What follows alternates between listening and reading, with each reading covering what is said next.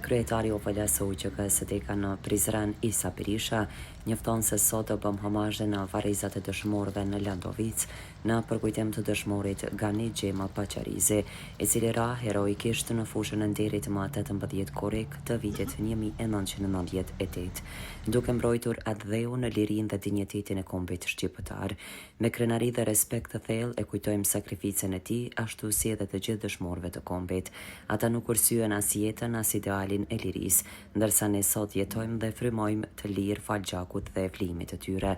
Si organizatë dhe shoqata të luftës se kemi për obligim që i nderojmë, të respektojmë këto data të rëndësishme jetike që kanë qenë popullin e Kosovës dhe për Kosovën. Kështu që lavdia i takon gjithë dëshmorët kombit, lavdia i takon herojt Gani Paqarizin, edhe pse kemi në zona ndryshme, por qëllimi ka qenë një, që të vërtetë do të qenë një, dhe ka pasur një teknikë salute të shinonin të ushtrinë. Kështu që lavdi gjithë dëshmorët kombit, lavdi herojt Gani Paqarizin.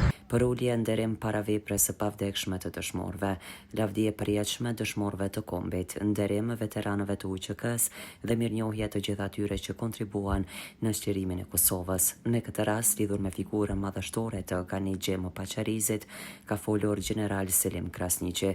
Është obligimi ynë që gjakun të veprën, sakrificën e dëshmorëve të respektojmë derishma.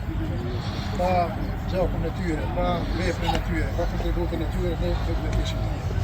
Natyrisht që gjithë po mundohen shumica e armiqve tanë që ta minimizojnë këtë luftë, ta shkelin këtë zak, mirë po nëse ne dim të organizohemi, të bashkohemi rreth një qëllimi të përbashkët, natyrisht që armiqtarët nuk do të realizojnë qëllimin e tyre, por do të triumfojë drejta, do të triumfojë drejta jonë drejt, edhe natyrisht që si popull do punojmë edhe do ecim edhe do realizojmë amenetin e dëshmorit.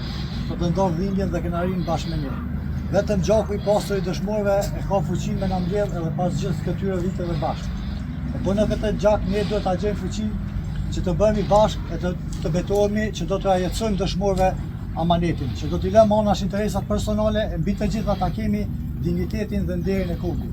E atë dheun që na lanë amanet, ta mbrojmë, ta forcojmë, e mbi të gjitha ta bashkojmë. Në këtë përkujtim morën pjesë edhe përfaqësues të shoqatave të dalë nga lufta, ish luftëtar dhe familjar.